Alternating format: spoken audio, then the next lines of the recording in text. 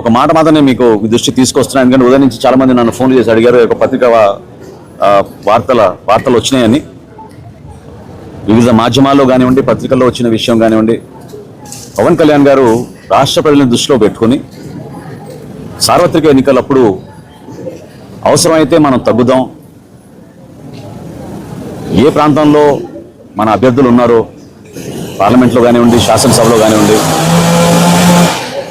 వాళ్ళందరికీ కూడా పోటీ చేసే అవకాశం ప్రతి ఒక్కరికి ఈ సందర్భంలో కల్పించలేకపోతామేమో. కానీ రాబోయే రోజుల్లో పార్టీని బలోపేతం చేసుకుంటూ ముందుకెళ్దాం. 2024లో జరిగిన ఎన్నికలు మాత్రం ఓటు చీలనివ్వం అనే మాట ఆయన ఇచ్చినందుకు దాన్ని గౌరవించుకుంటూ ఎక్కడ కూడా పొరపాటు లేకుండా ఆయన నిలబడ్డారు. సో కూటమిలో మేము 4 అడుగులు వెనకేసినా కూడా అది కూటమిలో బలపరచడానికి ఎన్డీఏ భాగస్వాములుగా మేము ఒక బాధ్యతతోటి ముందుకెళ్ళాం తప్ప అది ఈ రోజున కూడా స్థానిక సంస్థల్లో అదే రీతిలో ముందుకెళ్తున్నాను కూడా అది పొరపాటు. కాబట్టి జనసేన పార్టీలో ఉన్న మా నాయకులు, కార్యకర్తలు వివిధ ప్రాంతాల్లో మేము పర్యటించిన వాళ్ళందరికీ కూడా రాబోయే రోజుల్లో కూడా మీకు పోటీ చేసే అవకాశం కల్పించడానికి కోసం తప్పకుండా మీ నాయకత్వం బలోపేతం అయ్యేటట్టు మీరు క్షేత్రస్థాయిలో పర్యటించండి, నిలబడండి. పవన్ కళ్యాణ్ గారు కోరేది కూడా ఒకటే, యువత ముందుకు రావాలి, మహిళలు ముందుకు రావాలి, రాజకీయంగా అందరికీ మనం చక్కటి అవకాశం కల్పించాలి. అటువంటి అద్భుతమైన ఒక వేదిక కష్టపడి జనసేన పార్టీ నిర్మాణం చేసినప్పటి నుంచి కూడా ప్రజల పక్షాన్ని నిలబడి పోరాటం చేస్తూనే ఉన్నారు. కాబట్టి అప్పుడు వర్తించిన ఫార్ములా ఈ రోజు కూడా వర్తిస్తుందనే వార్త ఈరోజు వచ్చింది. అది కరెక్ట్ కాదు. మననే మాకు ఎన్డీఏ సమన్వయం చేసుకుంటూ మీటింగ్ చేసుకున్నాం.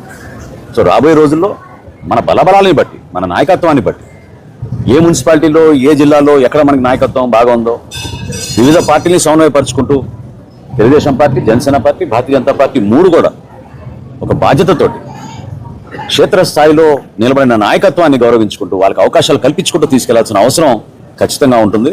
కాబట్టి సార్వత్రిక ఎన్నికల్లో జరిగిన సందర్భం, ఆ సమయం, ఆ రోజు మా పార్టీ అధ్యక్షులు పవన్ కళ్యాణ్ గారు తీసుకున్న నిర్ణయం రాష్ట్ర శ్రేయస్సు దృష్టిలో పెట్టుకుని, ప్రజల గురించి దృష్టిలో పెట్టుకుని, జగన్మోహన్ రెడ్డికి ప్రభుత్వాన్ని మనం వ్యతిరేకించాలంటే ఓటు చీలనివ్వకూడదనే ఆలోచనతో ఆయన తీసుకున్న నిర్ణయం అది ఆ రోజున.